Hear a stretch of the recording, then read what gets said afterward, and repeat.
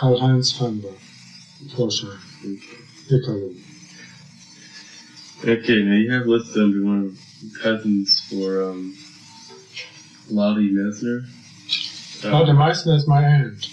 Okay. It's my father's sister, the only girl in the family.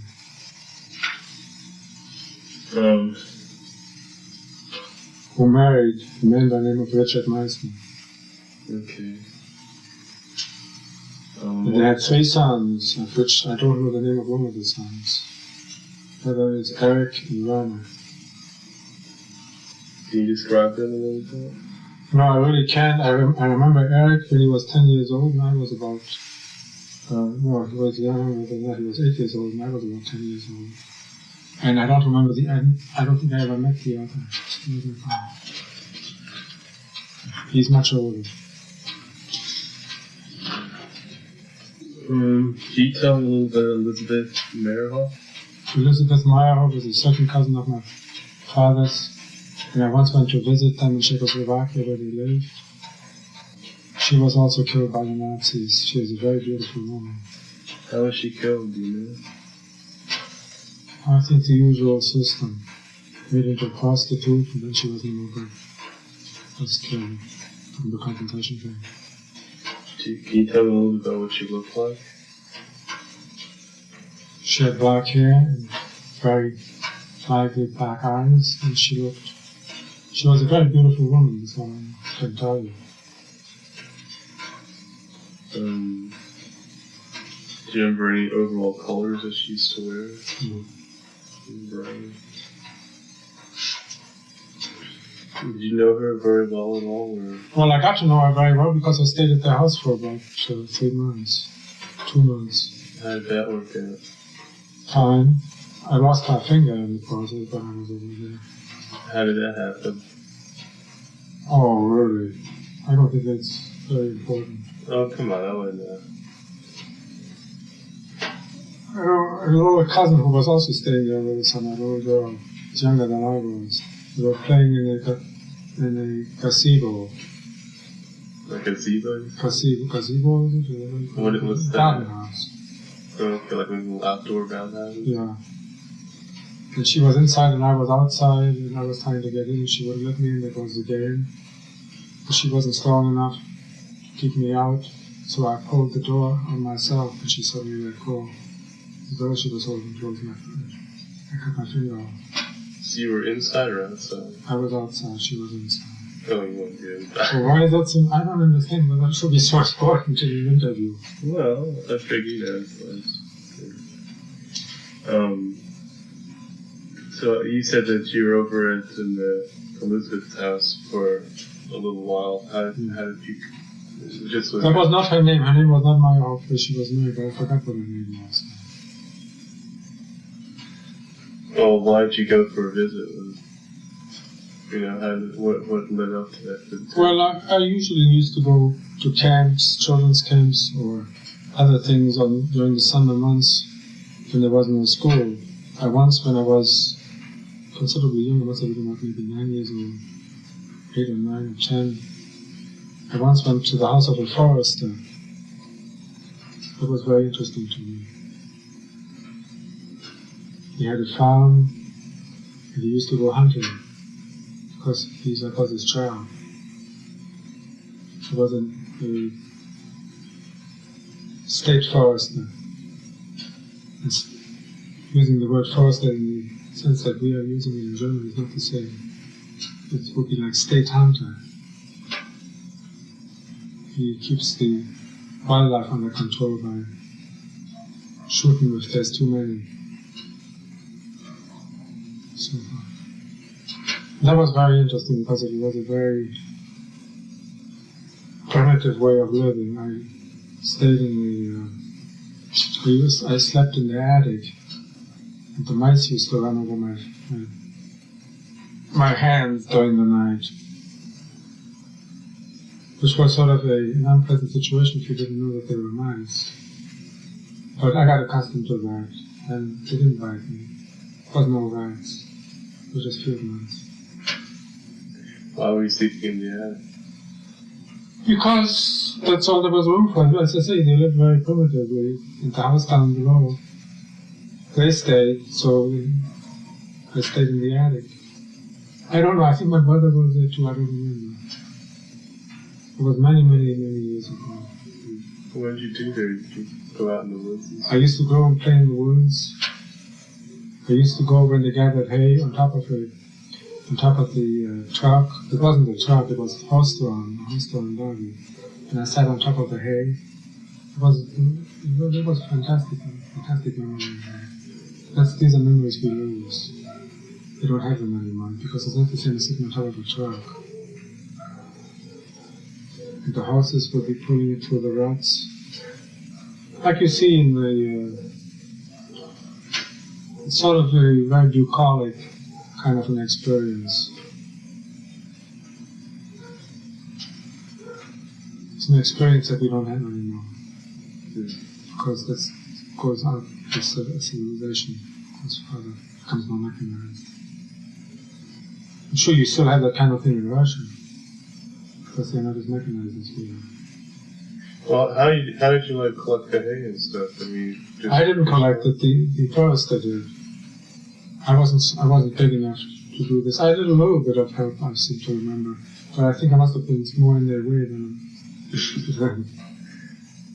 be of use. Mostly, I was there to play and enjoy myself. I drank plenty of milk, as the cows were being milked directly from the cow. It was a different life. I had that experience. And I remember there were hills, very small hills, undulating ground. And that's the first time that I had ever been of anything in an area where the ground wasn't flat, so there were big meadows there. And I used to play with a girl whom was very much in love with. My first, she must have been all of 11 years old, maybe. And I must have been all of 9. What was her name? I don't remember. She was one of the peasant girls. Do you remember what she looked like? Just barely. She had, what do you call these? Pigtails? Pigtails. That much I remember, that was all I remember. Did you used to do anything special with her? No, we just played. We played on the meadow. We gathered flowers and made wreaths out of them and placed them on our heads. Because these little white flowers that they don't have here in the States, they're called Gänseblümchen in German, which means little goose flowers, because the geese used to eat them, I suppose. She was a goose girl. She wasn't in charge of getting the geese out and bringing them back in, I seem to remember.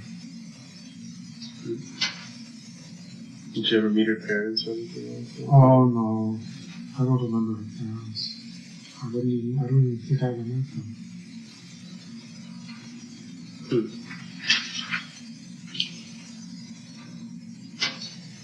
Yeah, some of your friends here, like, you say the bad boys. Oh, there were 2 bad boys. One was Dombrova, whom I have already mentioned, and the other one was Klaus Wachsner, who was another one. Both of these were in very bad repute in town because they used to chase after girls and did things with them. Things, what do you mean? I suppose, well, I don't know what they meant, because I never did any things with them. But there was something very thrilling about doing things with those girls, that the grown-ups looked at askance, and even though I don't know what was meant by that, it made it more thrilling for me to be with somebody who did things with them. I never found out what it was. And I very much doubt, in fact, that he ever did anything, because otherwise it would have surfaced while I was with him. He never did. I think it was the minds of the people of the town rather than his own mind that was polluted. Can you describe him a little bit? Try to describe him? Oh, what he looked like a little bit? No, not really. I mean, he looked like an operator. I think when he gets bigger, he probably will become a confidence man. Con man. Maybe not, maybe he becomes a businessman. A businessman. My mother says she liked both of them. So she said she had very divided feelings about telling me not to go out with them because she thought both of them were very charming boys. But she was very taken with them. That's pretty funny considering the whole town was against it. I just didn't think much of that. Who was Egon? Is that right? Egon Samuel. Yeah, and his brother Horst. They came from a family which was very strict German upbringing. Father used to beat them up mercifully, and they used to beat each other up mercifully. A little bit like you and Joe. When you were younger. Always fighting.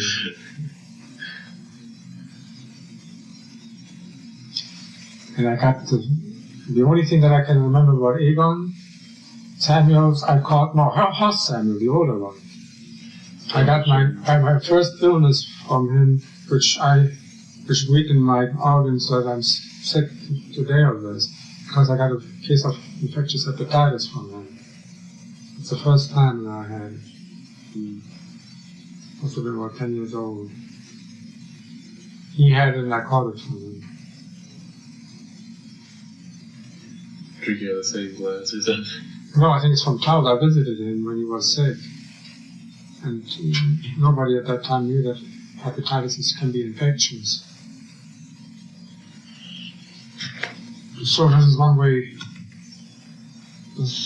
I became this way one of the data, one of the figures that some doctor could use afterwards in saying in order to prove that hepatitis can be infectious.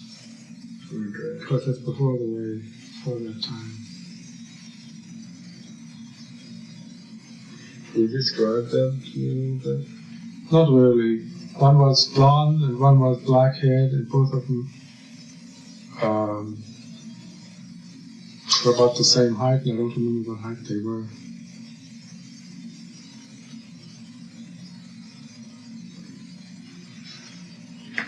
Okay, They ended up in Israel. what are they doing?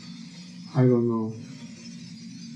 You never kept correspondence with them? Maybe they killed each other.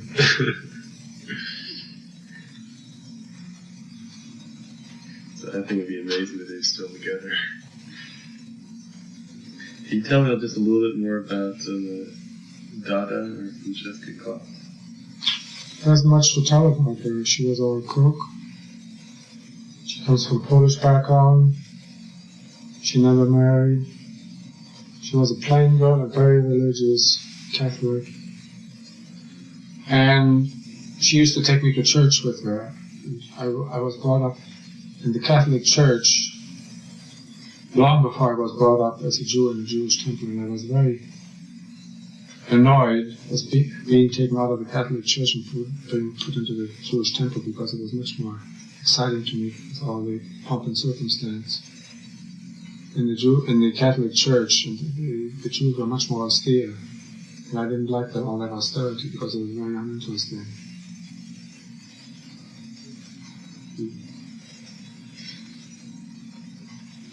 Can you describe to me a little bit what she looked like? I know you did before, but we didn't get that recorded.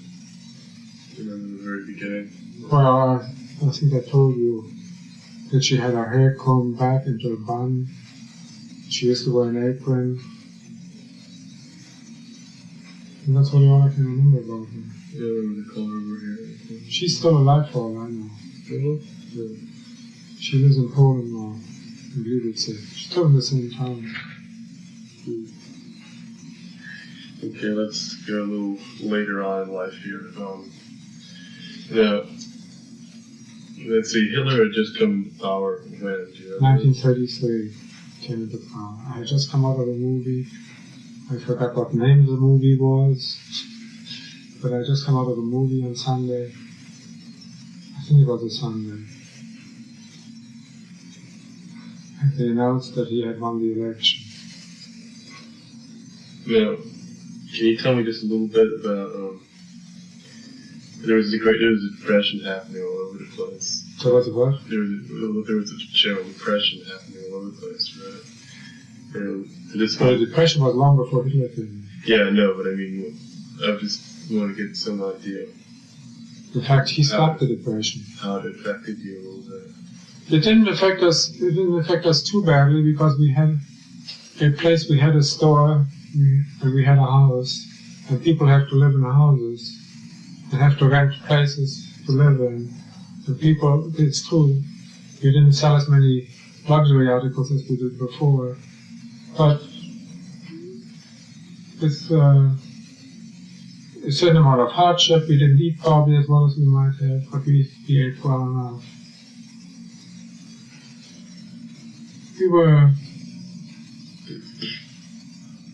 We didn't suffer that much during the Depression. I mean, it was hard on us like it was on everybody else, but there was no great suffering specifically in my family that I was aware of, at least, during the Depression.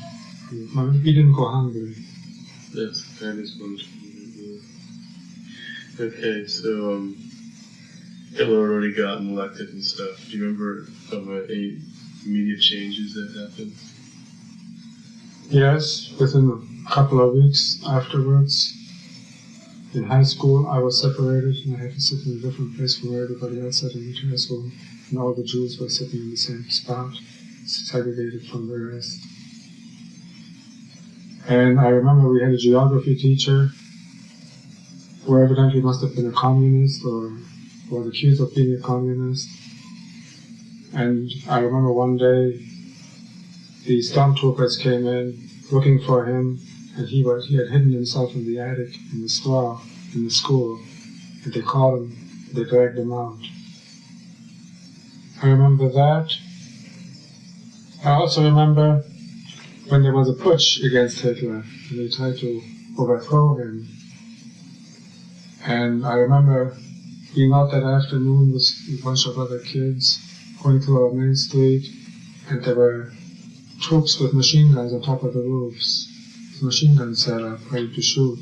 And my mother was frantic at home wondering what had happened to me, because she knew what was happening in town. But to me this was all just big excitement. That I remember. And what happened later on? Say maybe a couple of years later. A couple of years later I left for the United States. Yeah, can you describe to me a little bit about your trip and whatever that worked out? Well, the most important thing that I can say is I never had seen a big body of water, because Gleiwitz is on a small river called the Klobnitz. And that river is about the size of the Santa Fe River. It has a little bit more water in it than the Santa Fe River has right now, but not much.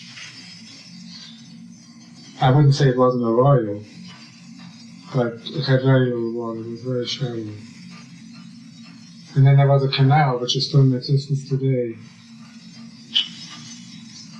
which is being used as the main trade artery from Gliwice to Gdansk. I think it is to Gdansk. It's to the North Sea, to the Baltic. You're the mayor of the canal? You're the mayor of the canal? Gliwice Canal. Gleiwitz Canal. Do you remember any final parting scenes or words that was happening? I remember my parents standing at the railroad station, and I asked my mother to promise me not that she wouldn't cry, so she didn't cry. And then I am the one who ended up crying. And my father stood there, just with a strange expression on his face, and he didn't cry. And I was there, I left there, I wasn't by myself, there were 6 others. Actually, there were 12 others, six boys and 6 girls that were coming on trip with me to the United States. And I remember this is the longest trip that I had taken, except once when I went to Berlin in order to go to the American consulate to get whatever papers I needed and to get the okay. But I did that before.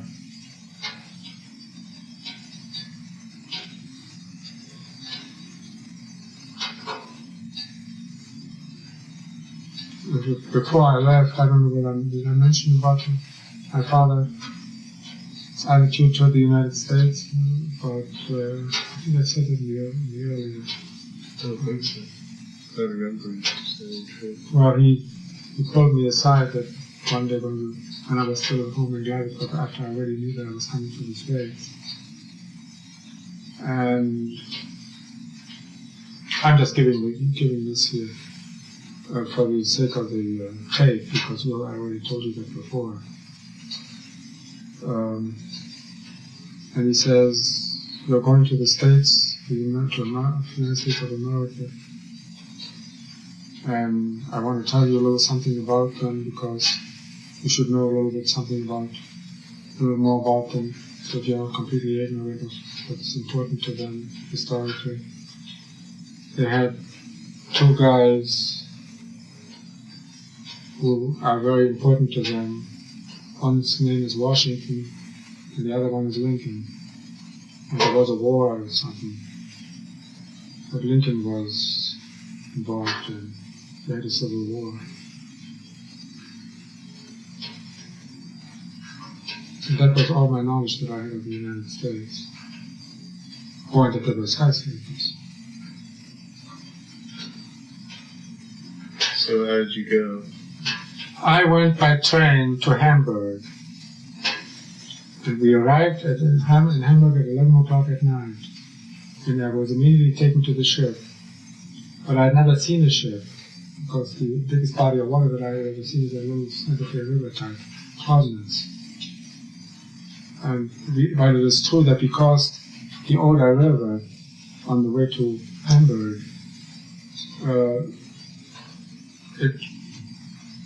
it made an impression on me because it was a wider body of river than I had ever seen, but it was still a river.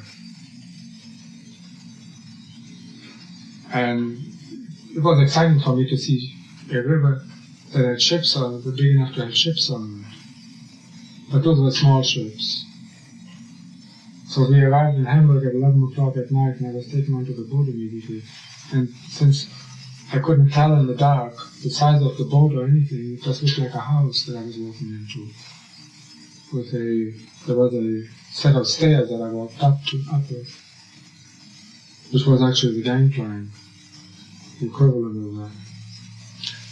And then I would enter that house, and there were big dining rooms there, and immediately it looked like a hotel. And I immediately went to sleep because I had a very exciting day. And when I woke up the next morning, I went upstairs, and I was surrounded by water, and there was no land. And that was a frightening experience to me, because I'd never seen anything whiter than in the wilderness. So that was a very devastating experience to me, because it felt like suddenly I had gone to sleep on Earth and I woke up on the moon. That's about the equivalent of that kind of an experience. It would be even more so, because the moon is too much like Earth. I could imagine the moon, but I could not imagine just being surrounded by water and no land. So I suppose it would be more like being on Saturn. Did you tell anybody about this? Did I tell anybody about it? Well, I told everybody, including my animals. No, I mean, when you were there immediately, did you talk to anybody about how you feel about it? No, I didn't. Everything was too exciting and too overwhelming for me to talk. I couldn't. There was nothing that I would have been able to say, because everything stuck in my mouth. It was too much of an experience. And even the food, everything was different. I sat in this very fancy dining room on the steamship Washington, which is the United States Lines, which was a luxury steamer.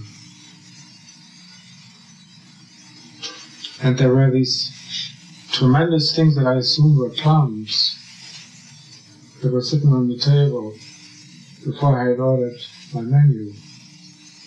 And of course I took one of those plums and I bit into it and I spit it all the way across the dining room because it was salt and it turned out to be an olive, and I didn't know what an olive was because I'd never eaten an olive. It was a blue olive, big one. And that was another experience. And then I got sick, and I got very homesick, and I also got physically ill on the boat. And of course I also got seasick. But I remember eating an orange. I was given an orange. I'd never seen that size orange because it was a navel orange. And in Europe you had these tiny little Italian oranges, which are much more tasty, but then already were near the size. And I had never seen an orange of that size. And I ate that while I was sick. And then I was so overwhelmed from seasickness that they had to carry me off the boat because I was too sick to walk up on my own steam. And I arrived in New York. And again, I arrived in New York at night. And again, I had the same experience as I was in the boat. I couldn't imagine it. Just like the boat, I had assumed that it was a house. I couldn't imagine the boat being the size of a house. In the same way, when we went past the Statue of Liberty, it was at night, I just saw a light, and it being lit up. But I didn't know how far away I was from it, so I thought the Statue of Liberty was about my size. And we were right close, we were right close by on an island, just press that toy, you know, the little statue, which I had no idea that was the size of the house. And in the background, I saw the skyline of Manhattan. But again, since I had no idea of skyscrapers in terms of size, I thought we were much closer to the shore, and those were all square houses that we were looking at, with lights that were coming out, that were going up and down the houses. I didn't know that each one of these lights was a window. So I didn't, until I woke up the next morning after we landed, and I'd gone to sleep, I looked up and there was a tremendous thunder overhead, and that was the elevators, and I'd never seen an elevator before. And then I looked up and there were high houses, the height of that reached all the way to the sky, and I couldn't, that was all too much for me. There were too many things happening to me. It was completely being surrounded by water first, and then with these mountains that people lived in, reaching up to the sky. Right afterwards, it was like Gulliver's Travels for me. The elevator, you like an elevator railroad? Yeah. Okay. Yeah, that was a very exciting experience. I arrived in winter. And we used to go to Central Park. That was our joke and our fun. And all the cars were stuck at a traffic light. So we used to push them up the hill in order to get them started again because it was very slippery. And that was the fun that I had my first day in New York. And I didn't speak any English. I had a little bit of English in high school before that, but the only English that they had taught me was a song, My Bonnie Lies Over the Ocean, was a song. And the word matches I knew for some reason or other, which didn't do me very much good. And then the Lord's Prayer, which again doesn't do much good in New York. That's the only thing that you come to New York with. But that was my experience. That was my preparation for America. The Lord's Prayer, My Bonnie Lies Over the Ocean, and the matchbox. So, how many people were you with? 12. And we were put into an orphan asylum. It was very dirty, and I was very depressed. And when they saw my depression, they took the ones that were most depressed out of there and put us into an abandoned girls' pension, girls' boarding house, which was very fancy in uptown Manhattan. And because the name of it was the Clara de Hirsch home, which isn't in existence anymore now. What did it look like? Can you describe it? Well, it was one of the brownstones. It was one of the fancy brownstones.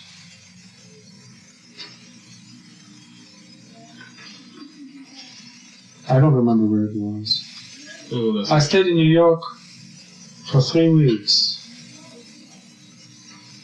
And then I was sent by myself to Cincinnati, Ohio, to be taken in by Fernbach Flarsheim. And I was brought up by them until I was 18, went to high school in Cincinnati. Did you know what they looked like beforehand? No. You just were told to go. Yes. Do you know what? I went by Pullman. What's a Pullman? Well, I think they must still have that Pullman. Don't they still have the train? The sleeping cars on the train? Another Pullman? Or is that out of touch with these? I don't know that they don't have Pullmans anymore. What's a Pullman? That's a type of sleeping car. And you don't travel by train much these days. But I'm sure that this is still Pullman still makes the sleeping cars. They're convertible cars. At night they're made into sleepers. Because in those days you didn't go by plane. You didn't do much traveling by plane. You did most of it by train. Today it's much more efficient to go by plane. At least for the next couple of years, until this changes again, it will become more efficient to go by train. Can you describe what some of your foster parents looked like at that time? One was very tall. He was very tall, 6'4". And I was afraid that he was going to be my father when I saw him my new father. When I saw him at the station, there was a very beautiful woman standing there next to him.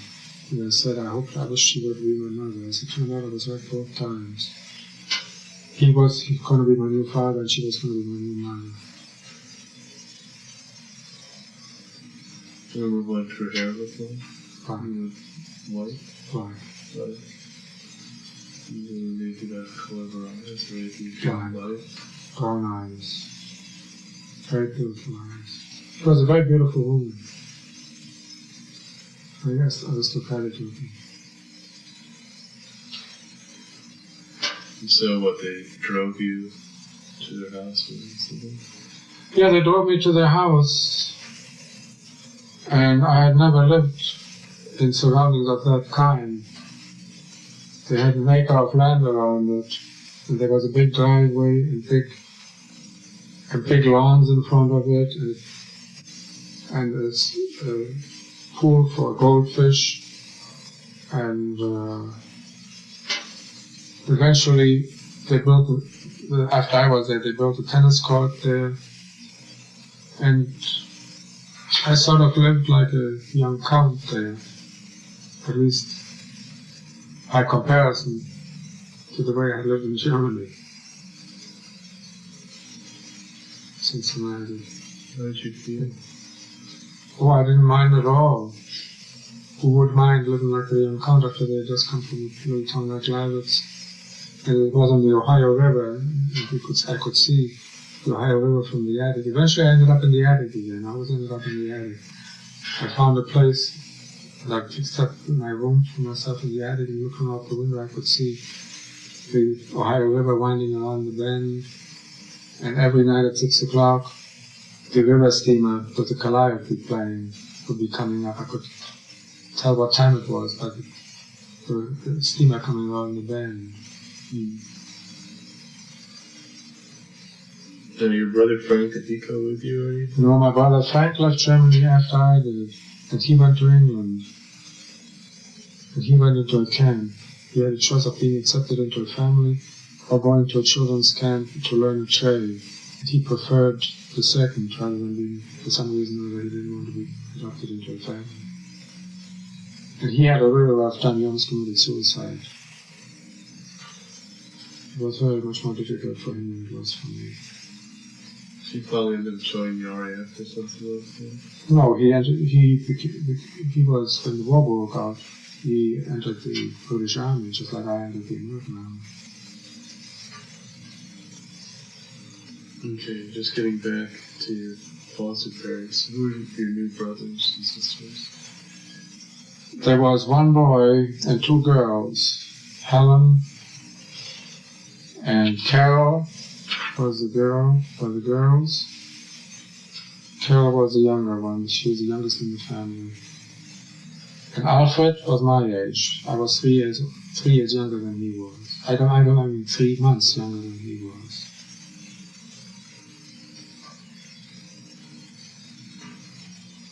He became a psychiatrist and eventually committed suicide.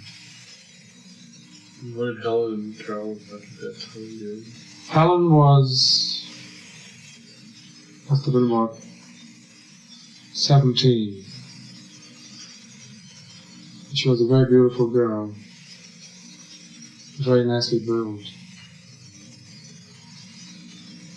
Carol was younger than I was. She was 12. And she also was a very beautiful girl. And when she went to high school, she eventually became a model for a while. Because she had the figure and the looks of a model. And what color was her hair and stuff like that? They both had brown hair. And Alfred was brown eyes. And Alfred also dark hair. Alfred was tall, about 6 foot 2.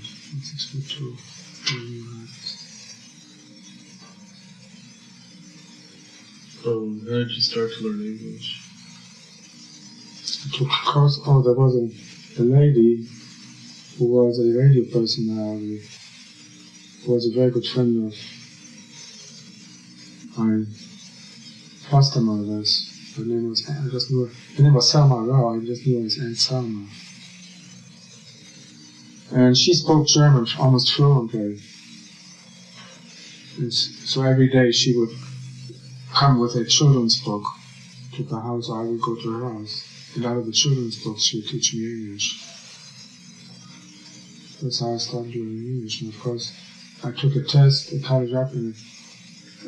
aptitude test for a college preparatory school in Cincinnati, Orangewood High School.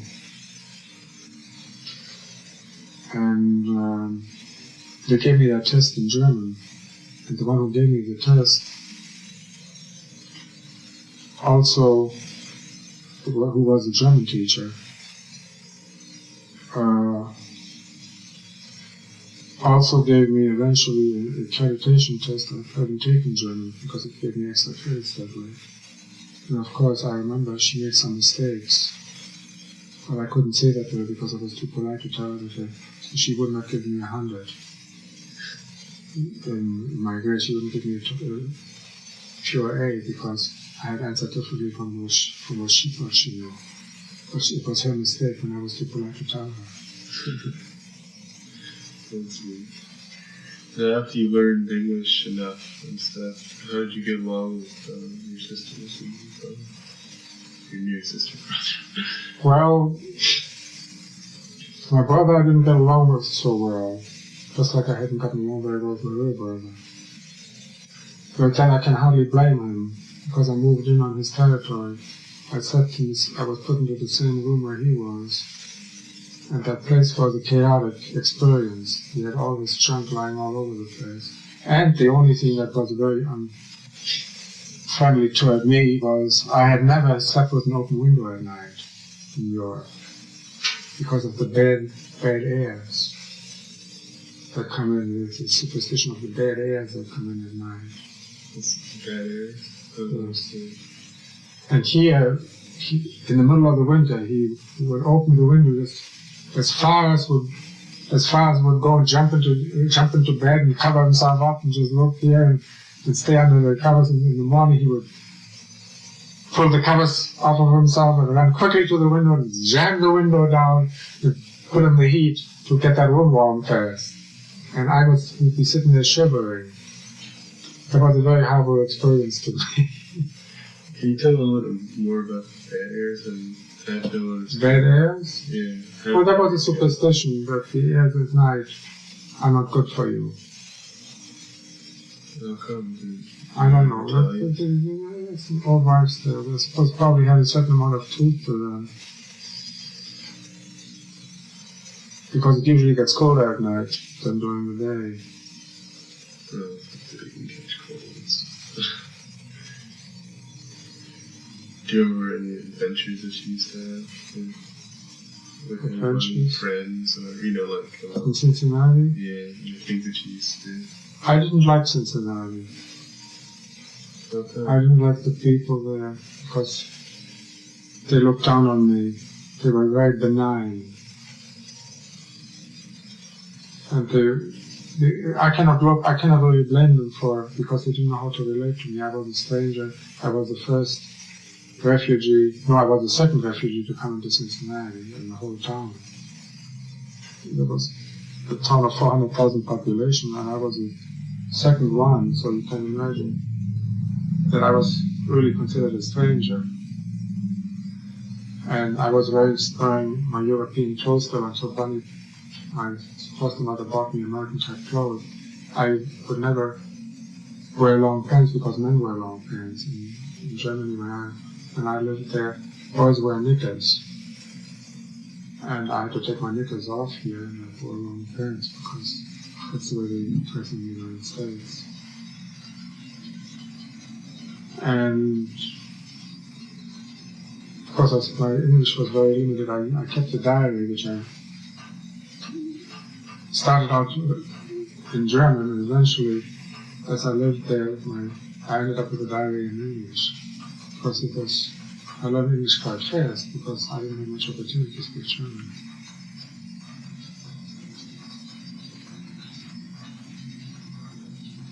I enjoyed the school that I went to. German name or anything? Almost was high school. It was a very fine school, and from what I understand, it's still a fine school. It's still in existence. Did you make any good friends or Well, my friends, I had difficulty making friends. I learned one thing. I learned what it was, that there was a difference between black and white people, which I didn't know because there were no black people in Gleiwitz in Germany. When I came here, it became a different trip altogether. Because there, I was being persecuted. And here, they were being persecuted, and I was the persecutor. Because Cincinnati is right on the Mason-Dixon line. So the South, especially at the time when I was there, this has all changed since the Johnson administration. But before that, the division between black and white was much more marked and much more persecutional. The thing that is very important that I recognize even today, it's like a cancer in this country, the difference between black and white. Even when you try to do the right thing, you do it wrong. Because the cancer is too deep to make a change. Just like this, by just wanting to do better. You can try, but you cannot be really successful in doing it, because it's like trying to cure a cancer. It comes out in different places. When you cure one, it comes out in another place. The kind of example that I can give, when I first started going to the school, I don't know whether I ever mentioned it to you.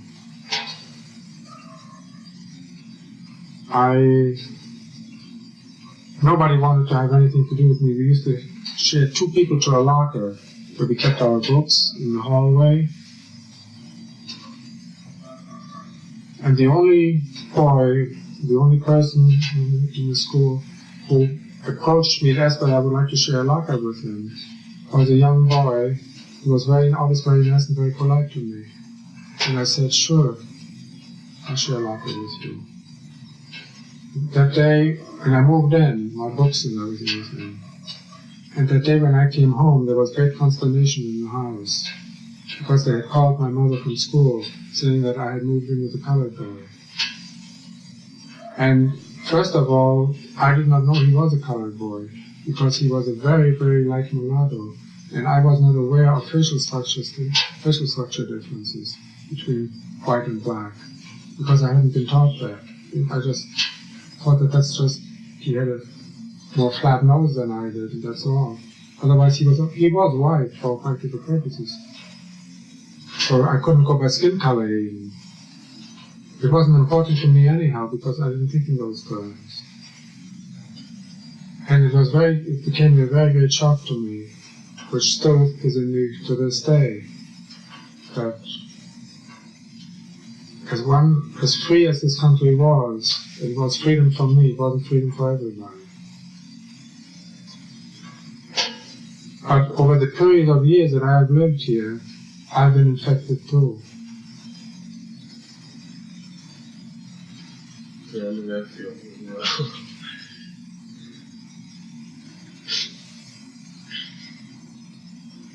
Do you remember any special teachers that you used to like?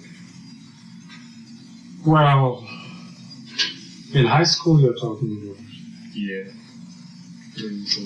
There was my high school teacher in history, Miss Curtis,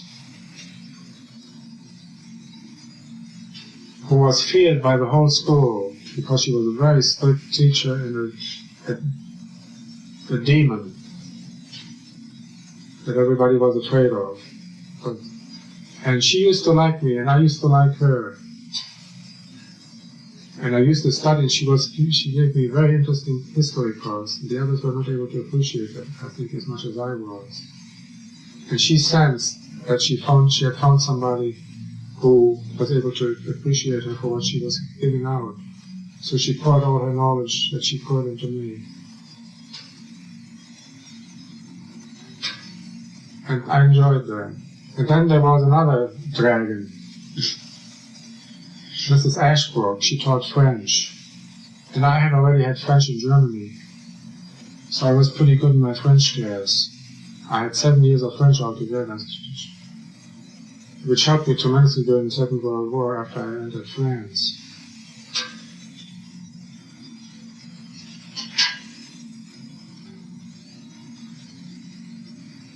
There was a biology teacher, and I remember taking all those frogs apart. And all that formaldehyde in my nose. So you still do leopard frogs, huh? Leopard frogs? Yes, they used to use until they ran out of them. I don't remember. I don't remember that. I just remember the frogs that we used to pull apart. I was always bad in sports, but I belonged to the band. I played a horn called the Alto horn, which looks like a French horn. And I was very bad at it. I was always out of tune, but who cares in a band, in a big band? You just make noise. But you learn how to play. And the fun was, of course, at the football games. March up and down the football field, making these different letters in formation. That was a lot of fun to do. I remember that. Socially, I was a flop in Cincinnati. I had no friends. No special girlfriend. Right? Oh, that was out altogether. Too bad. What about projects and stuff that you used to get into with your boss, your father, and Alfred? Well, mostly the relationship was between my foster father and Alfred. There wasn't too many projects that he related to with me. Actually, he and I did not relate too well. Both.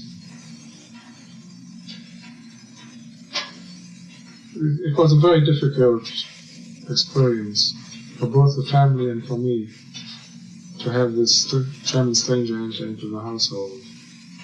Because my brother, my foster brother, was very resentful of me because he felt that he was being displaced, that his parents didn't like him well enough, so they had to get another boy. And that was behind this lie of me. And my father, my foster father, my getting into that family, I think, now looking back on it, from what I've gathered from other people who knew more about the family than I did, was a compromise between my mother and my foster mother and my foster father, because they didn't get along very well. And my foster mother felt that her whole need for culture and the more sensitive things were being denied to her by the whole milieu, by the whole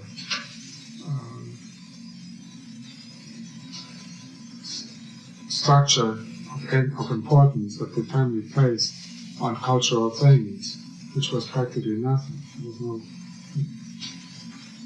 and she felt that was being denied to her. So and that became a big issue, evidently. And so there was a compromise made to get another boy into the household who was more cultured and who would be able to be more sensitive than the rest of the family, so that she could have somebody to talk to too. Now that I found out much later. I did not know that at the time, but that structured itself out so that there was resentment against me by my brother, my foster brother, and by my foster father. The male entered the family, and there was a special warmth coming to me from the women. But that put me in a strange position, because it put me on the side of the women and I was a man. And it became very confusing for me, and it gave me quite a bit of trouble in my analysis many years later, to have to work that out.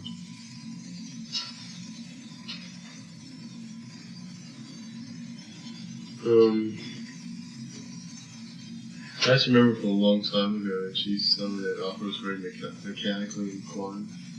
Yeah, he was mechanically inclined, and I was supposedly, because my father didn't want me, my real father didn't want me to be a mechanic, because he looked down on us. He had big hopes for me.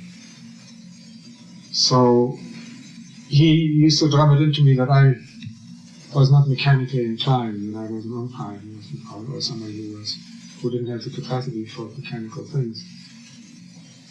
And I found out much later, when I was in the army, that I was very good at mechanical things. In fact,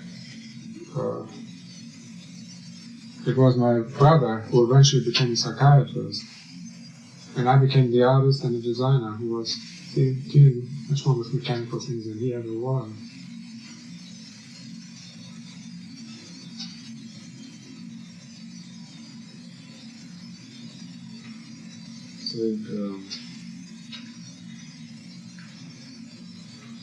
I used to go, I was an usher at the Cincinnati Symphony, which gave me opportunity to hear just about every well-known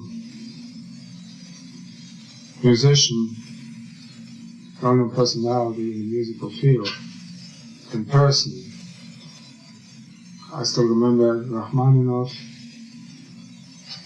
playing the piano in his own compositions. I remember George Enesco conducting the orchestra. These are all well-known names now, but one plays as part of the musical repertoire. But these were people that were not just names to me, they were people that I saw perform. And Tibbet, I heard Schwarzkopf, I heard them all. And eventually, when I moved later on just before the Second World War broke out. And I moved to Boston. I continued my musical education that way. I went at night to the New England School of Music to take composition because I wanted to become a composer. I'll read that.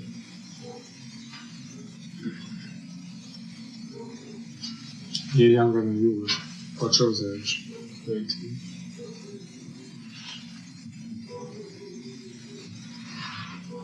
Oh, wow, that is not enough. So after you went through high school, did you immediately go off into college, or? There wasn't enough money for me to go to college. There was a depression. There wasn't enough money for Alfred to go to college. And there wasn't enough money for the oldest daughter, Helen, to go to college in California. Carol was too young to go to college. She was just finishing up high school. And I left the family then and went on my own when I was 18. I came left the family. I moved in a boarding house which was completely taken over by Turkish students from IIT. No, from MIT. I was the only one who was not. And then eventually I moved in. I became very friendly with the Austrians that lived in Boston. I forgot to mention that we moved to Boston, but I guess it's fairly obvious. When did you move to Boston? 1939. When you were 18, 17? I was 18. 18.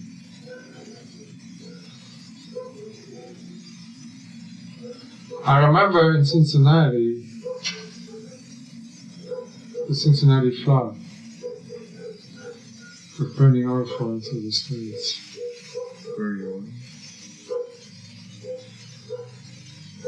With the town being underwater, most of it. And my foster father's factory, where we went with a boat to rescue some of the, he used to make outriders, to rescue some of the outriders, and we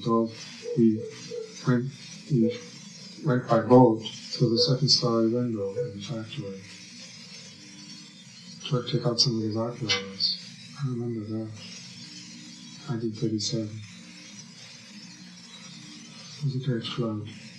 Where the article was located, like in the first floor, if the Jeff is swimming and all right. Well, they don't swim. They're too heavy for swimming. We had to put them in the boat.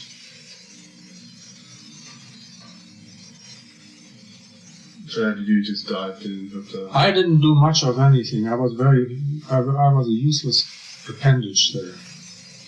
I was just there and I had the experience, but I really wasn't much help. I thought about it. The first about it was much more help.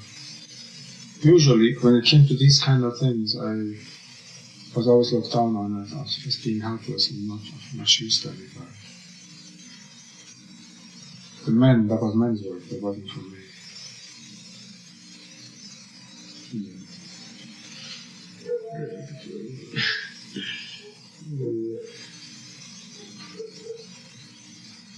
I used to go with in the houseboat every Sunday on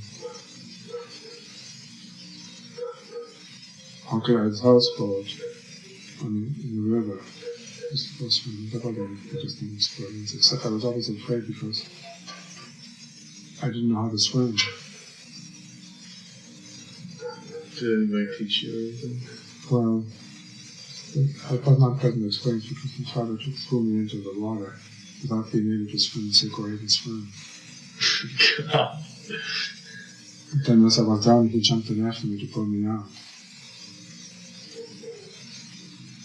But they didn't teach me how to swim. I didn't learn to swim until I went to boys' camp. Where did you go? In Wisconsin. So how old were you?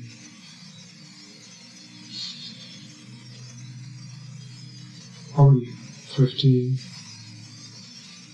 14, 15. What'd you do there? Oh, they taught you, it was like Boy Scouts kind of things. It was located on a lake. It was very beautiful. It's in Wisconsin Lake region, in the Rhineland there.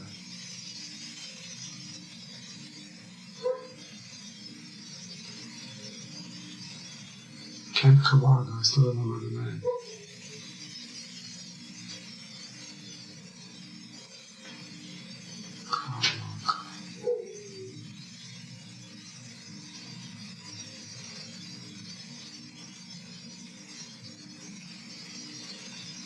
Do you remember anything that was important to you that happened In Cincinnati?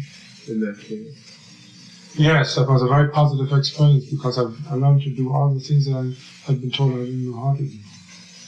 I was successful there because everybody used to get insignias and so forth and they passed all these different courses, and of course I used to get them too. And I realized that I could get insignias too. I wasn't so bad at doing these things that men do. I could do them just like everybody else did. And I learned how to swim there. I swam across the lake. I learned how to swim across the lake. So I learned how to swim too. It was done with love and patience.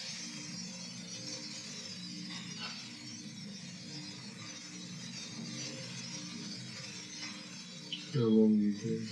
Summer.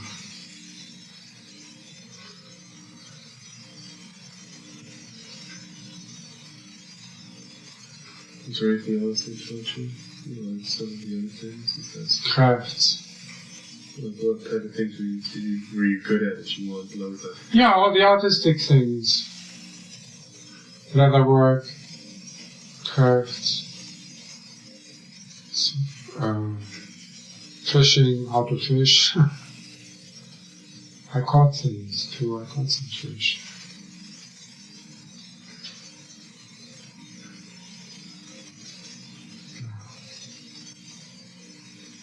Were you able to write home a lot? No, I wrote home. Well, also... You mean in Germany? Yes, I used to get very frantic letters from my parents because things kept on getting worse and worse, and I could not help. I didn't know what to do.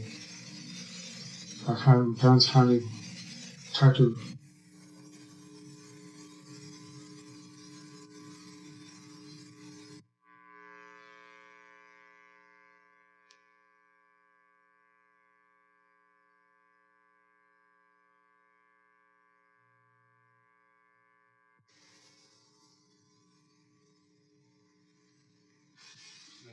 Your parents traveled on the boat to Cuba? No, they never got there. The boat was turned back. Batista took their money. And he was? He was a Cuban dictator. He was the one who was eventually thrown out by Castro. That was one thing that I'm grateful to Castro for, that he's ruling out. So they came all that way and they were asked to just turn around? Turn around. We lost. It was $400. That was $400 during the Depression was a lot of money. I had collected that money by going from person to person, and some people gave it anonymously also. And I collected some of that money that I borrowed. Eventually, I slowly paid it up to a loan company. But that was all for nothing because it was all going into Batista's pocket.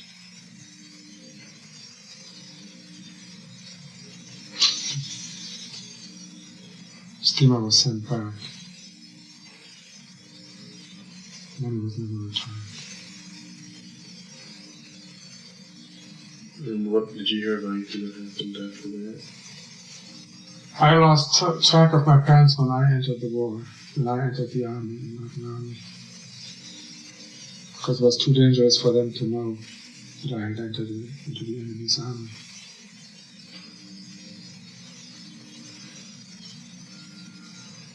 I'm just trying to think about, did you hear anything from right after when they returned to Germany or whatever, after the boat turned? No, they never left. The boat that was turned around was the St. Louis. But the St. Louis incident is a well-known historical incident. Yeah, really. The boat that they were supposed to be on was the one that came after the St. Louis. So that boat never left Germany. Oh, so they never got out. And the money still wasn't returned to them or anything? No.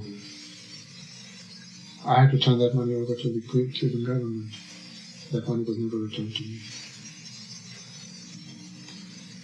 And Castro did not take the responsibility for Batista's crimes. He just deposed of it. I was wondering how that worked, because whether they were on the boat that turned back or... And so after that you lost track of your parents, was that it? I lost track of my parents. The last letter that I wrote to them was, this will be my last, I wrote to them saying this is going to be my last letter that you'll be able to hear from me. Because the situation has changed. The war had already broken out in me. I said the situation here has changed without not being able to tell you what one of the changes. But the change makes it impossible for me to keep writing to you anymore. So they must have, I assume, they must have known what I meant by change, that I had entered the army, because I couldn't very well come out and say that. So when did you enter the army? Or how old were you? 20. Can you tell me a little bit about... I volunteered. Very good. Was there any particular reason why you volunteered? Yes, because I wanted to fight the Nazis.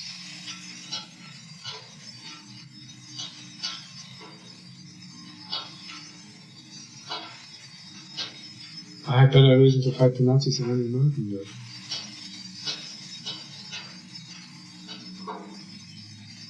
And if I didn't want to enter the army because of it, I didn't want to fight them, who would?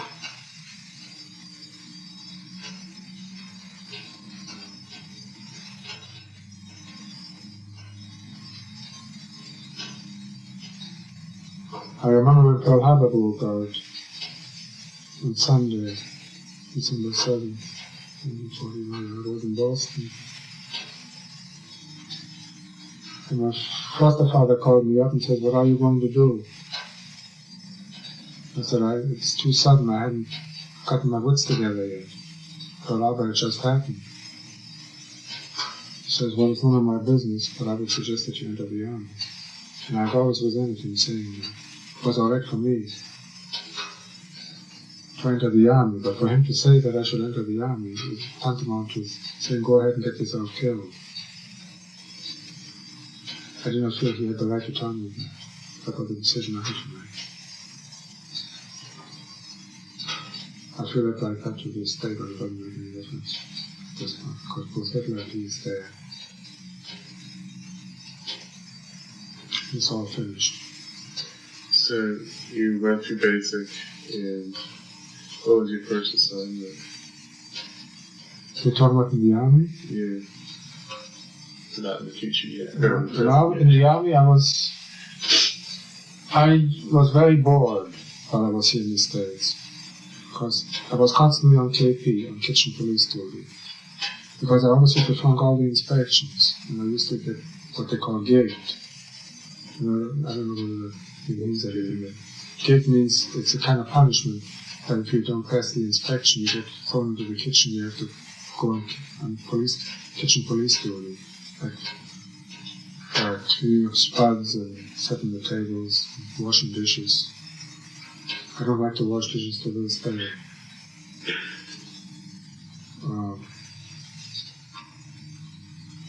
So I wanted to get out of this mess. So every time an opportunity arose where they would put on the bulletin board that there was a school available, they needed volunteers to volunteer for these different schools that the Army was giving training courses. I used to volunteer for everyone, but I was never chosen. So I finally decided I was going to give up. was useless. And this buddy of mine, I forgot what his name, I think Feldman was his name. We looked again at the bulletin board and it says radar school. No, it says signal corps school. You need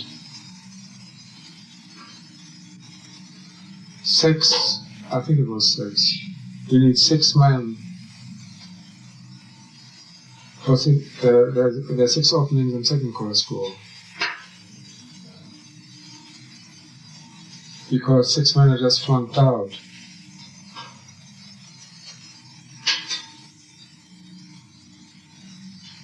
And I said to him, Feldman says, well, come on, let's volunteer for that.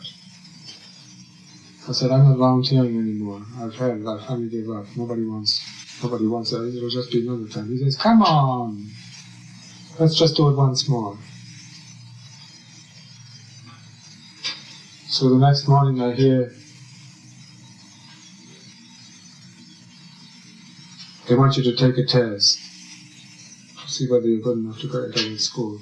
So some of us went in to take a test, and we were evidently considered good enough to be able to make the attempt. So they sent me to signal corps school to learn Morse code, to receive and send, so that I could become a Morse code operator. And while I was there was a secret school was opening up for an apparatus that was called the number 268, and that's all I knew about it, the 268. And they just said it was a new secret weapon. And some people had just flunked out of that course, and they were looking among the signal corps people, somebody who could take their place. And the highest grades in the signal corps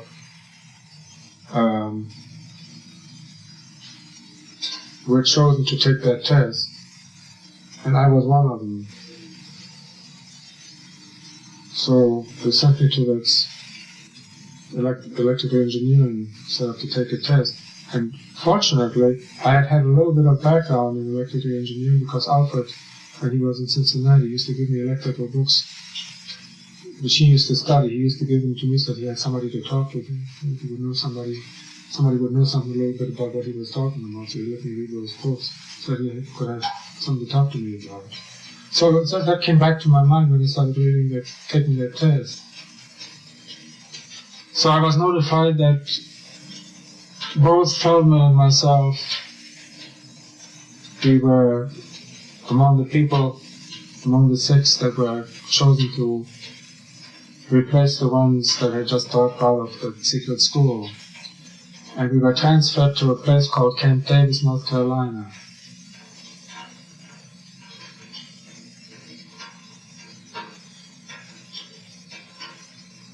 I think that's the way it was. So lose track of it. And I went to that school. It was really very exciting. It turned out to be a radar school. And at that time, the only ones that had a radar were the English. What did they look like? So I know they looked like clotheslines. That's different. In fact, they called it a clothesline. Can you describe them a little better? It was a unit which had 2 big arms. It was on a big van. And you would sit in the open air and with scopes, looking into scopes, and the thing would turn in azimuth, would turn 360 degrees in azimuth, and I think 180 degrees in elevation, these arms. And they were antennas. And there was a receiver and there was a transmitter. It was a very primitive operation. And you made your adjustments according to the scopes, and you had to constantly. My job was to repair this kind of unit. I wasn't being trained as an operator. I was trained as an engineer, electrical engineer. And so I got my experience on the 268, and they made me the staff sergeant, but they made me a line staff, which means that I had to be administrative. It wasn't just for technical reasons. So that when I was finally assigned to my outfit that I was going to be with for the rest of the war, I think that was, no, it wasn't for the rest of the war. I think it was the 514th I was with. The 167th I ended up with. 90mm battery. Anti-aircraft. What were they located? That was, no, that wasn't, oh yes, that is interesting, that part. When I was supposed to be assigned to my regular outfit, which was the 167th, they wanted to assign me as far away, they tried to assign everybody as far away from their hometown as possible, so that there wouldn't be too much AWOLs. You know what AWOL is? Yeah, and you go nuts. No, AWOL just means absence without leave. Oh, okay. And so they sent people as far away from their hometowns as possible.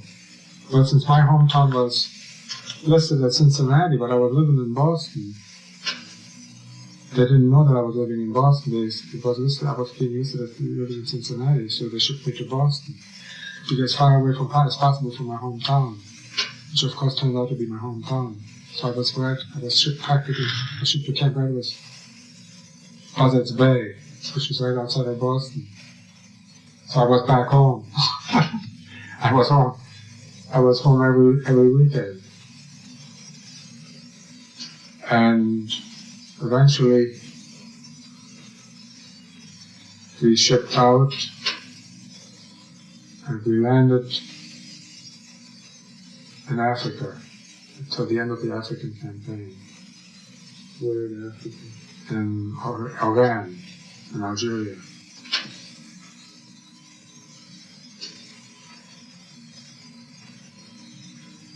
A town called Merz al-Qadiyah.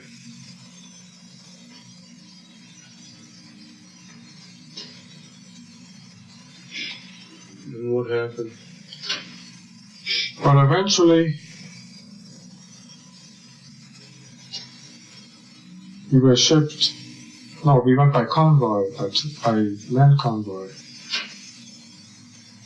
along the North African coast to Tunis, to Bizerte. And that was our first assignment, to protect the P-38 airport.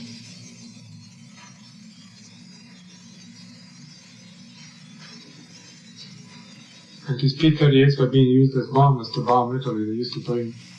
They were too small to be used as regular bombers because they were fighter planes. So they used to come, pick up one bomb, run over to Italy and drop it and come back and pick up another one.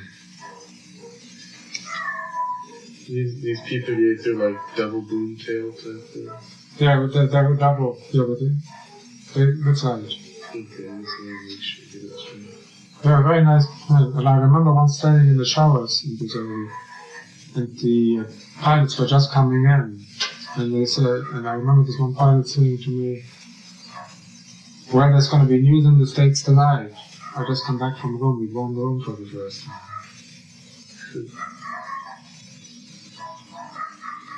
I remember that.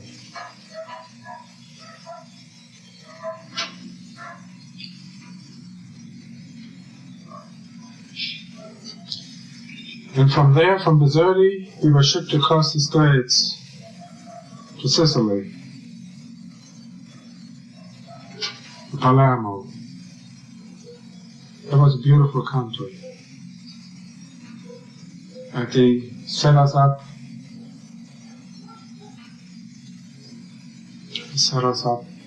in an olive grove. It was very nice. Where At the bottom of Monreale. Where did your radar station look like at this time? Did it make any changes? The what? the radar and everything that you were working No, they were still on the same radar. So it's still the same. Italy had just surrendered. Italy surrendered while I was in Palermo. I still remember the airplane coming in, and we were told not to shoot. We were given orders it was going to be an Italian plane that was going to be flying overhead, and we shouldn't shoot. But they didn't tell us why. And that was Marshal Badoglio. I found out afterwards. It was Marshal Badoglio coming in to surrender the Italian forces. And after that, I was notified that I had to go back to school. There was a new secret unit in it. It was supposed to be supplant the 268, the 0268. It's called the 584. And I had to learn to go back to Africa to school to learn how to operate, how to repair that unit. So I had to leave my outfit. And I went to Africa.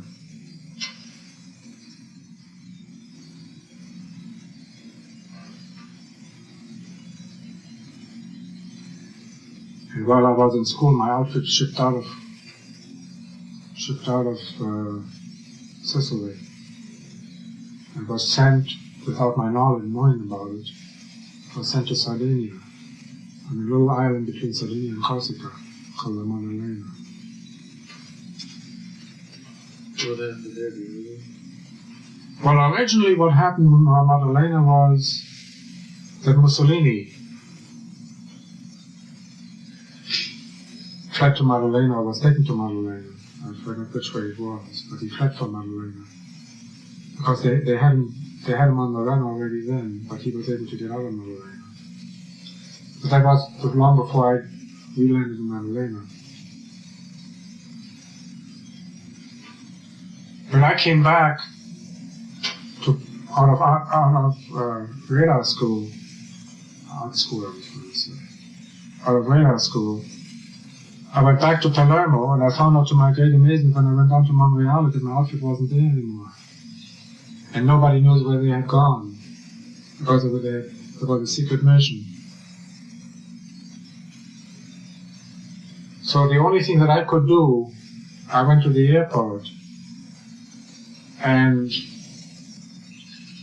I asked over there, where's my outfit? And nobody knew. He said, well, the only thing that you can do is every plane that goes out in all different directions, just jump on any plane and see whether they're out there wherever that plane is going.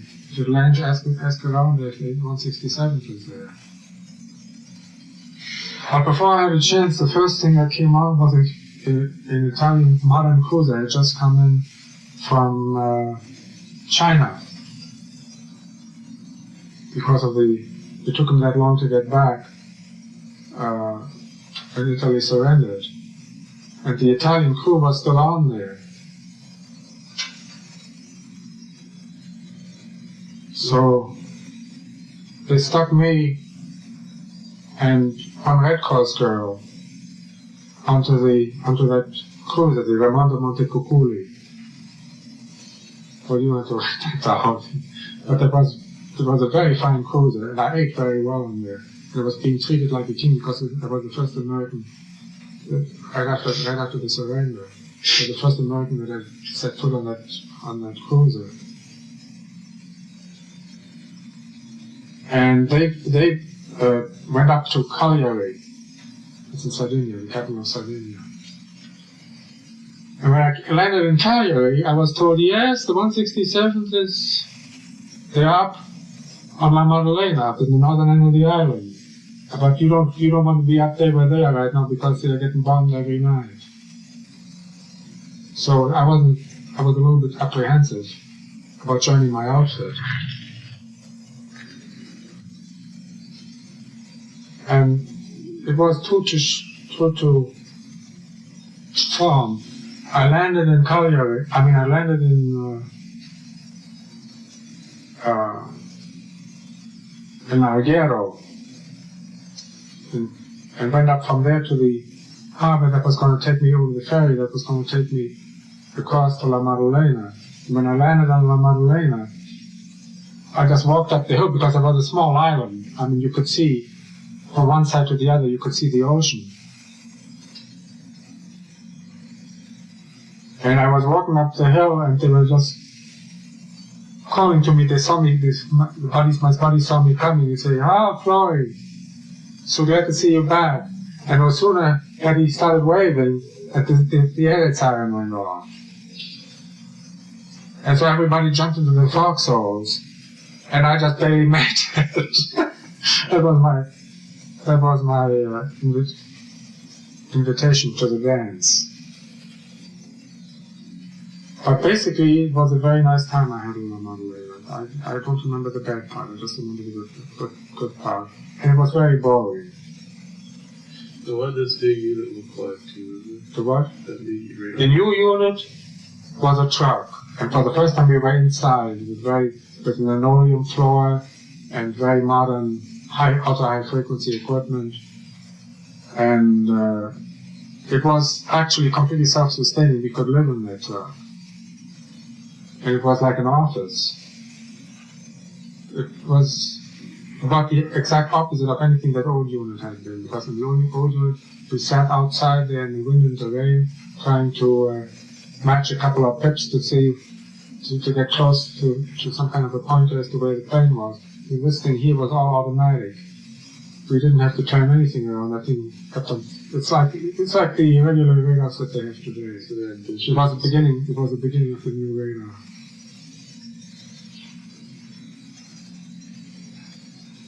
Yeah.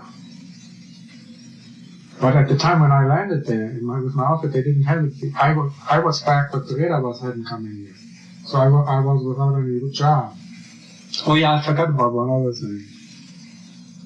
Our first sergeant, who was in his 40s, didn't want to be left behind, so he stowed away because he was supposed to be left in the States. A man by the name of the Groat. And he was caught when we were halfway out on the ocean, but they couldn't very well send him back because he had already, so they just kept him on. But at the first opportunity, they sent him back after they turned the job over to me. But I didn't want the responsibility of 150 men on me because I rather wanted.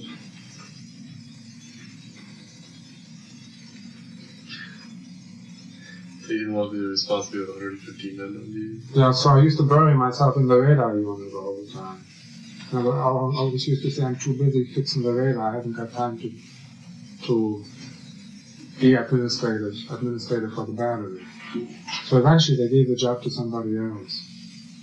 But they wanted me to become first sergeant rather than radar sergeant. Oh, I see. So there's a difference then? What's the difference? Well, one thing is in pay.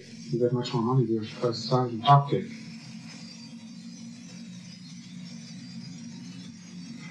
That's the highest non-commissioned officers you can get to be for some of the time. But I didn't want that responsibility. Later on, I volunteered for officers training school because I had enough of the other. I wanted a little bit more fun of the others, but they wouldn't. I never heard anything about it, and I finally was ready to leave the army. I got notification that I had just been accepted to officer training school, and I told them they could jam it. I was done with my trip. But the 3.5 years was enough. I remember when I was real little.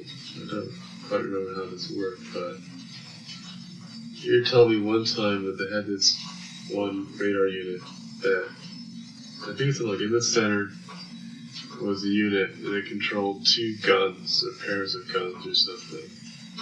And they were fired them off automatically or something. I can't remember. The director. That's how the guns were. There were 4 guns altogether. They were attached to the director. And the director was attached to the radar unit. And the data was sent in from the radar unit into the gun director. And the gun director would point the guns. Now, this was the new unit that you were working on before, or was it something after that? Well, they always had a radar unit attached to the gun director. But this was a much more efficient unit. much more accurate. Because it was automatic. Before, you used to have to match pointers on the director to get the guns to show them point in the right direction. So at the end, it became all automatic. No human had to work except to adjust it. Okay, so you had 4 guns going on the perimeter.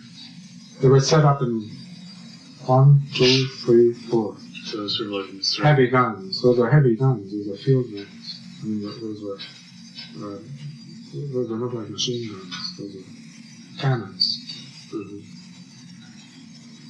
And they were all connected up to the gun director, which is like in the center of the thing.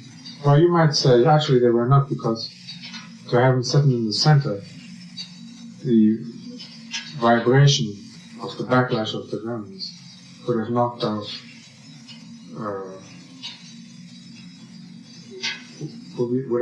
some electrical connections. So you had to put the director a little bit farther away from the guns, so there wouldn't be quite so much vibration. And then the radar unit was located where? Even farther.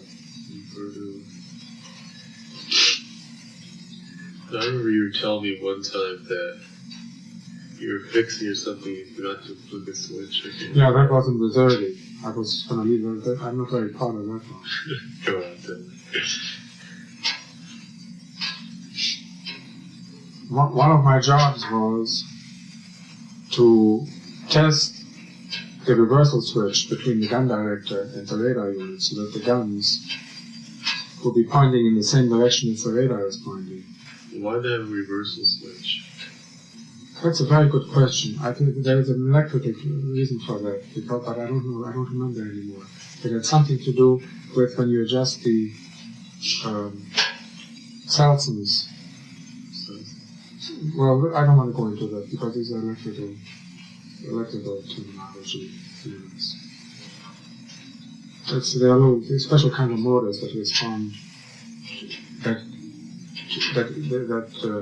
change a small, tiny signal to a big spark of electrical current that is strong enough to move motors that can move guns. It's like servo motors, then. Huh? Servo motors? The servo motor, yeah, right.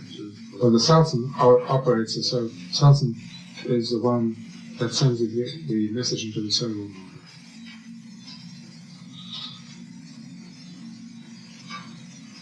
And these had to be adjusted every day to make sure that they are accurate.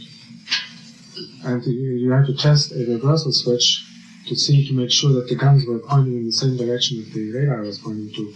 Or if a reversal had happened on the, if I remember correctly, I'm not too sure if it's correct what I'm saying now. If a reversal had happened, that the reversal switch could be thrown so that the guns are in phase with the electrical current that's coming from the electrical message that's coming from the radar unit.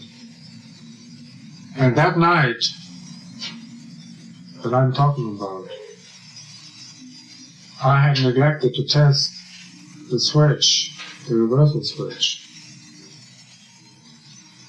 And the Germans came over to attack, and we started shooting, and we found out to our great consternation that our guns were shooting exactly 180 degrees in a different direction from where the planes were coming from. And we couldn't figure out what had happened until it finally occurred to me I'd forgotten to throw the reversal switch. That should have given me a short marshal, thank goodness it didn't. Well, what happened? Nothing happened, I just got held. Nobody got killed, and there was no damage. They dropped their bombs by mistake in the wrong place. That happened quite often, the bombs were dropped in the wrong place. In fact, I realize now, looking back, the amount of misses in bombing raids is much greater than the amount of hits. I don't think I was present at any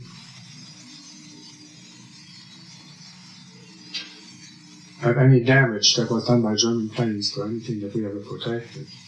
And we only damaged, that I know of, that I have actual proof of, by seeing the wreckage. We only really are sure about one plane that we knocked down. How come there's so few of those? Well, the sky is full of emptiness to make mistakes in. That's easy to miss. I'm sure this isn't the case anymore because toward the end of the war, we used to get these missiles. They started coming in already. But these missiles that we have now, but by this time they have been perfected. This time they all hits. There's no problem anymore. No, I'm just wondering why there's more misses and bombing raids. I'm just wondering if you had any idea why there's more missing and bombing raids than actual hitting of actual targets. Well, you drop a lot of bombs, and not all of those bombs hit specific targets. A lot of them go into the wrong targets. That's the reason why a lot of civilians get killed. I was just wondering if maybe you didn't. Let's see. Okay, so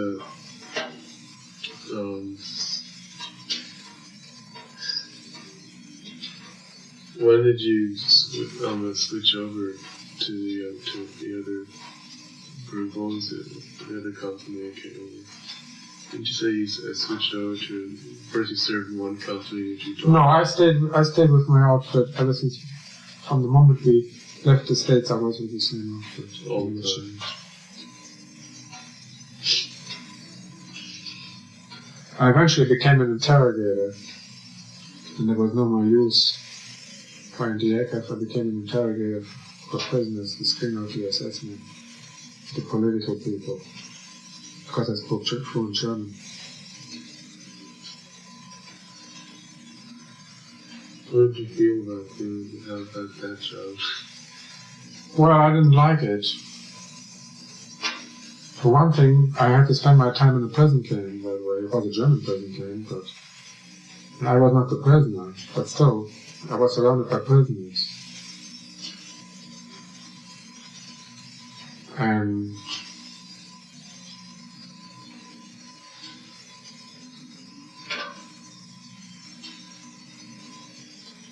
I had to scare the people that I was interrogating into thinking that I was going to do horrible things to them, or have others do it for me. And I didn't like to do that kind of stuff. It seemed to be like dirty kind of work, even though they had done it much worse than that to my parents. And to me, still, I didn't want to do the same thing. So it was a dirty job. It's the kind of job that you wash your hands very well after you're done with it every evening, but you really never get it off your hands. Do you remember any particular people that you interrogated? I remember an old man who wasn't so old, but he was much younger than I am now. He must have been in his early 40s.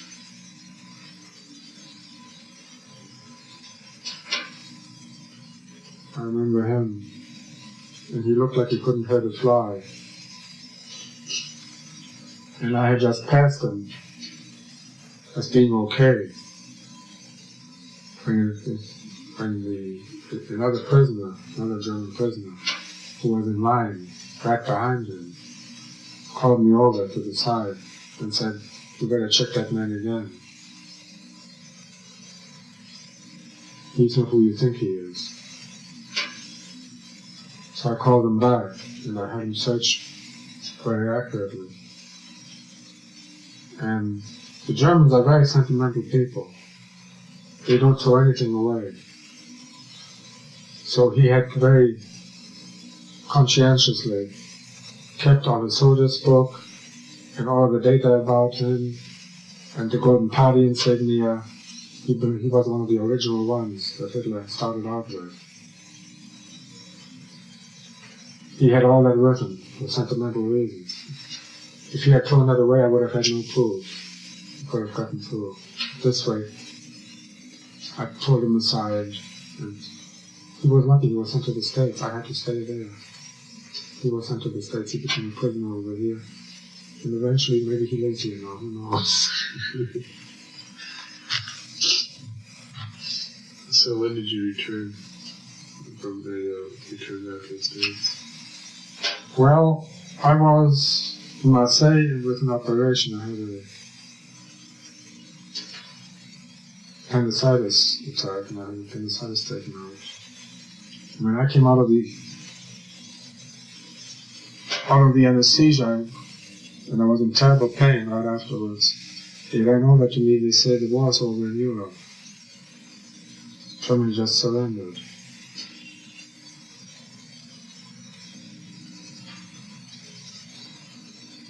So I was supposed to be sent back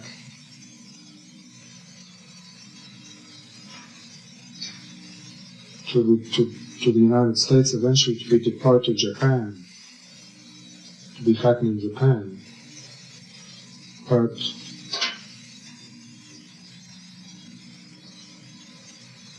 I was notified very shortly thereafter that Japan had just surrendered because they dropped an atomic bomb.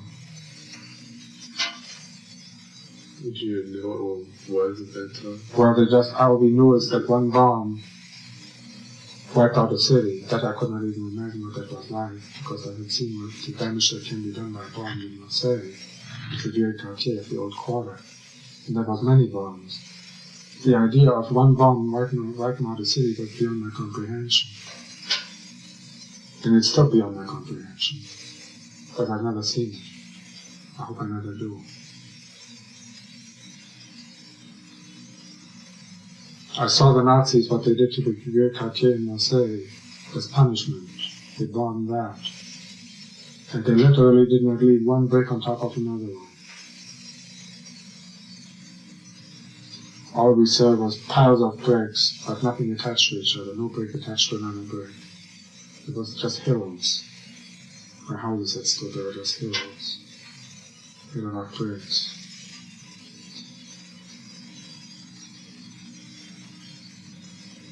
I know what destruction is like, but I can't imagine that kind of destruction.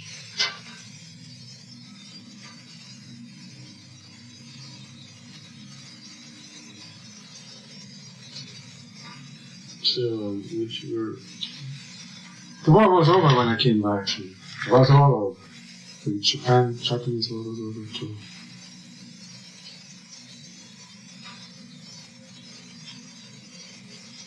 So what did you do with yourself after you got back?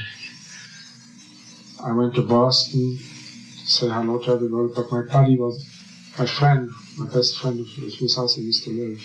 He was still in the army, he hadn't been called back yet. I got called back because I had very high number of points. I'd been in the army for so long that I was one of the earlier ones to be sent back to the States. But he did not volunteer, so he entered the service much later than I did. And he was in the Netherlands or Belgium, I think, I don't remember. He was in the US, his job was, he had a very nice job. His job was the kind of job that you would probably get if you were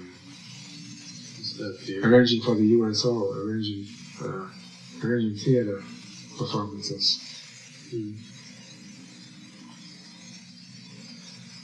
For the troops. Did you ever see the Andrews Sisters? Yeah, I know the Andrews Sisters.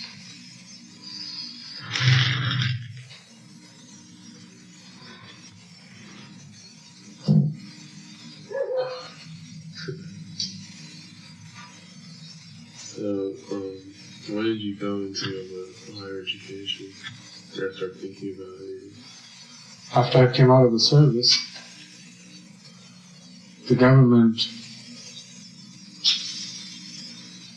funded the veterans so that they could go to any college that they wanted to go to, plus were supported by the government to be able to make for their maintenance at the colleges.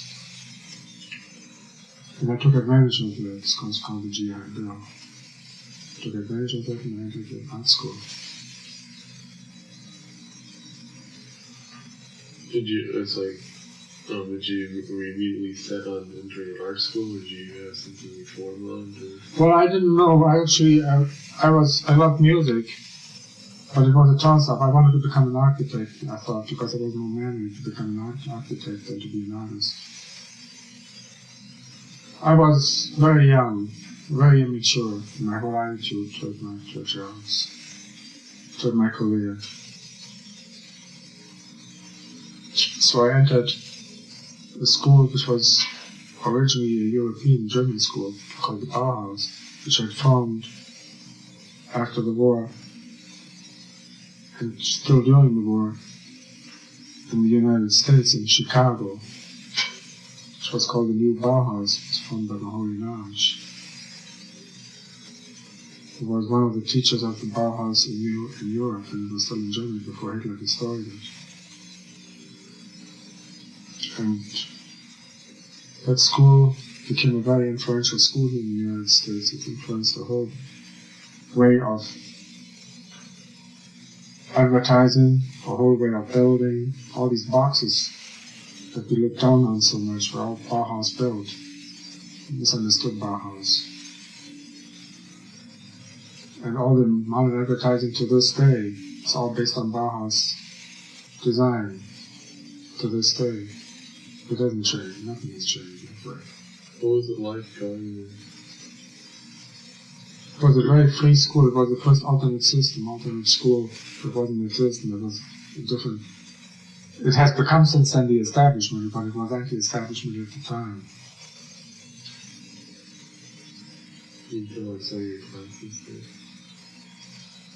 Well, the idea of the Bauhaus was that you went to school, that you produced things, and then you went out in the marketplace and you sold them.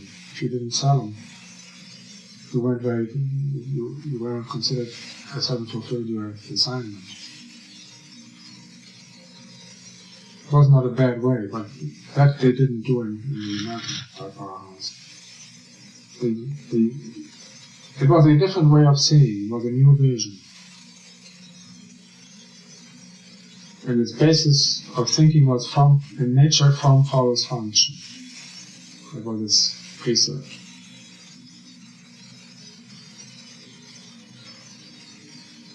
So if it was functional, its form had to take the form of what that function demanded.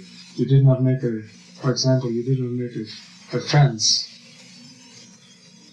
by carefully making thistle flowers and leaves and so forth of an iron gate to make it decorative. Because it had nothing to do with its function. Decoration did not relate to the function, so decoration was out. The function had to be pure. Form had to be pure, dependent upon it, and the function that this object was supposed to perform was supposed to dictate what the form was going to be. So if you make a fence, it had to have bars in it, because bars keep people out. And you don't put leaves on the bars for decoration, because it has nothing to do with whether it keeps people in or out. That was the kind of thinking that was involved. By the same token, the buildings, you don't put a lot of frou-frou on the buildings, a lot of decoration on the buildings. You don't make them rococo, because that kind of rococo has nothing to do with the function of the building, which is supposed to be to have people living in it comfortably. That was the kind of thinking that was involved. Also, there was a different way of seeing space, because we were becoming aware of outer space. It was the beginning of it.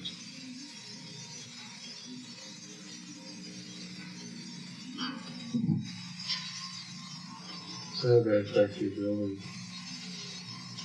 Space modulators. We modulated space.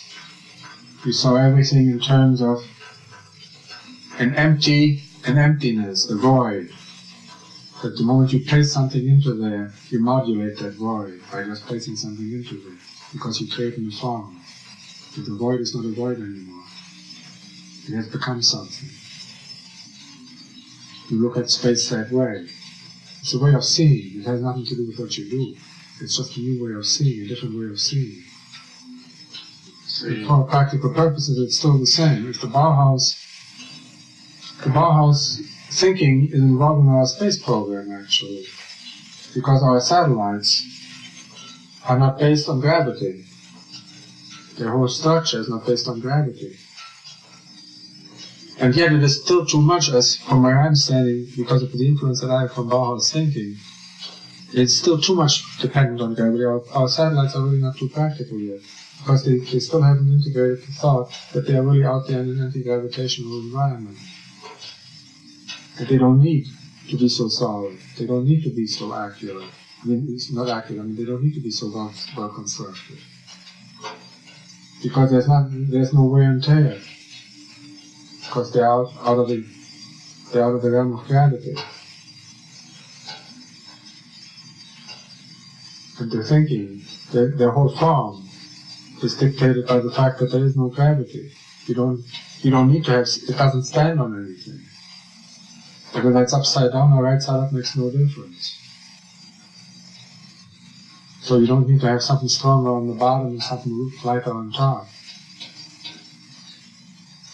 That kind of thinking. Form follows function.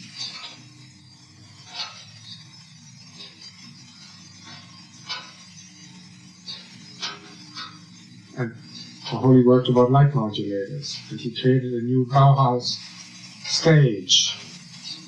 He wrote a book called The Stage in the Bauhaus, which is a different way of designing for the theater. It was a different way of seeing. Well, I'm really curious about that. Veto war? Not really. Because it took too long ago since I read that book. I think it would be valuable for you to get it because of your field that you're in. You should. The name of the book is Die Bühne im Bauhaus. Die Bühne, B-U-E-H-N-E, the stage. in English. Bauhaus, B-A-U-H-A-U-S, which means the building house.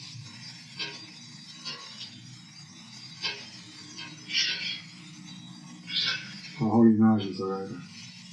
M-O-H-O-L-Y, N-A-G-Y. So, why did you leave the Bauhaus? I was thrown out. Because my grades were not good enough. The reason why my grades weren't good enough is because I didn't want to study. I was hanging after girls. It was more important to me than studying. Because I had been through a war for 4 years, and I wanted to have some fun. I didn't want to study very often. So they were going to throw me out, and then they decided they gave me a test, and according to the test, I should not be thrown out. I belong there. So they took me back in again, but my height was hurt, so I walked out 3 weeks after they took me back in. And then I stayed out, and I went out into the field, and eventually I came back teaching in that same school. How old were you when you were thrown out, or when you left?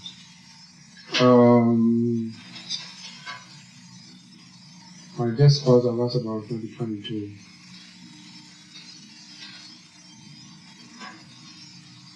So, after you left, where did you go on from there? I worked at... My first job I got fired because I designed something that wouldn't hold up. I didn't have experience. My second job, I worked in Marshall Fields in Chicago, obviously. I became a campaign designer. And after that I went on my own for 2 years. And after that I started work in art studios as a designer. Before that I was a design consultant. And eventually I went to work for the Flarsheim Shoe Company in Chicago, became art director. And after that I quit. After 4 years I quit because I thought I was getting into a rut. And I left the advertising field and I went back into teaching. I went back to school to get my degree. Where did you go? The same school that I had left that had thrown me out. And I continued my education. I got my degree and I got a master's degree too. How old were you then? I was in my 30s. Middle 30s. Late 30s. So, you got like a what? You have a MA in teaching or something? In adult education, yeah. MS. MS. And then I taught in Columbus, Ohio. That's after you were born already. And then I went to Philadelphia and became assistant professor at Temple University.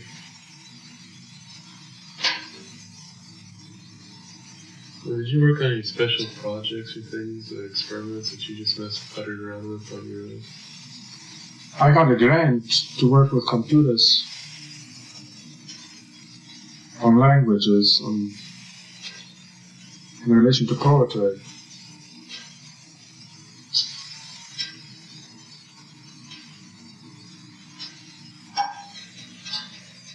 But when I quit there, this was at Temple University. And when I quit there, I went to New York, trying my hand as a fine artist, trying to make a living in galleries. I remember when I was little, you made some kind of a thing with amplifiers where you had... Oh, that was for an exhibit in the Brooklyn Museum. What was that? I worked with an engineer, Robert Goodman. And, I don't remember what year that was. It must have been about 64. No. It was later than that, I think. I think it was about 66, 67, because it was 69 we moved to, 68 we moved to New York. Anyway, and what was it? It was a sculpture, an electrical sculpture, which composed melodies depending upon the people that were watching the sculpture, the museum attendants and the museum personnel that would walk around it would cause sensors to translate their movement and their interruption of guidance over into sounds. And that created a melody of the kind. So, like, what did it sound like? So it was a sculpture that sang. I mean, a sculpture that made music, depending upon who was watching it. What the music was dependent upon what the person did who was in front of the sculpture watching it. Did I describe what it looked like? Not really. It hung from the ceiling, and it was a bunch of wires, and it looked very fragile and very beautiful. And each wire, everything was functional in it. Each wire was part of the circuit. It looked like a sculpture, but actually it was a circuit, it was an electrical circuit.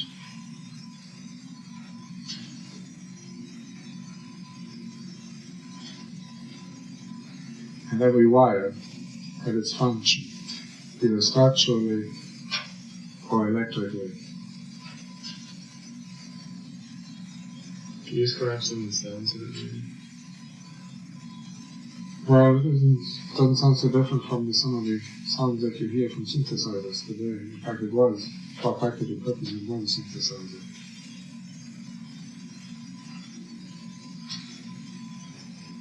It was a synthesizer that was not operated by people. By the environment. It was not operated by the environment.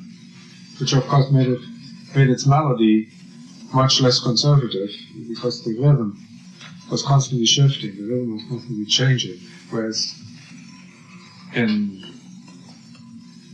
the music that is being played today by synthesizers, the rhythm is pretty well established, and everything sits on top of the rhythm. Now, do you have any special memories when you went to New York or anything like that? Yeah, I hated it. What did you do there? I tried to become a well-known artist. I tried to make my work recognized, have myself recognized as to what I stood for. So what type of thing did you come up with?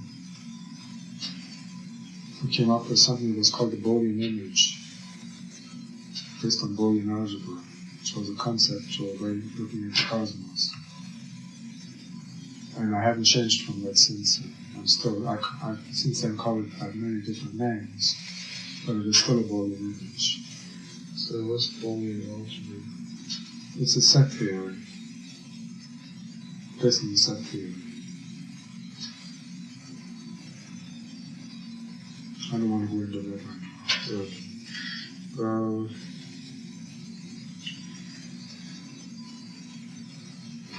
Do you remember any friends or people that you were with that you had in New York, you mean? Yeah. In New York, I really had no. Well, I had. That's not true. There were some friends, some concrete poets, and I was in concrete poetry. And we did some things together. We did some things apart, and we made allegiances and alliances. We operated as coalition. What was the operator's coalition? Mostly it was, I mean, what it was trying to be, is it was trying to change the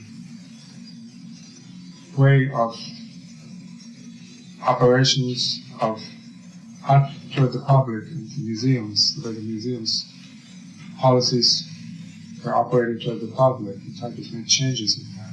But what it was really about was trying to make people who had not been aware of a group of artists who wanted to be recognized. So you just tried. It was just a gimmick, actually. You know, that, I mean, because I felt a tremendous amount of hypocrisy. Because I felt that every one of these people would be quite willing to leave the organization if some gallery came along and said, look, we're going to give you a big show and we're going to push you so that you become a famous artist. I'm sure he would have left the Activist Coalition without twice thinking about it. So there was a dishonesty, a basic dishonesty about it. Well, wasn't that what it was for? No, it wasn't. Not ostensibly it wasn't that for that purpose. It was a political art of the artist. I don't understand. Yeah, flat statement. It was trying to usher in, ostensibly it was trying to usher in an alternative way of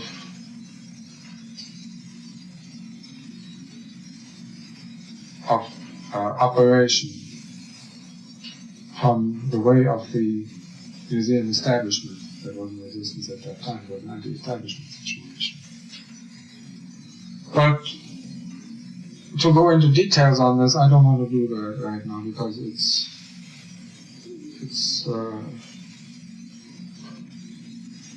not valid at this time. So it wasn't valid then, it isn't valid now. Because as I see things now, I have changed my mind about many things, and this is one of the things I've changed my mind about. And I don't want to sit here and to defend by explanation something that I think is not defensible.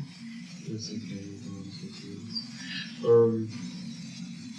So let's see. We were in New York for about, a year and a half? Yeah, it seems like that.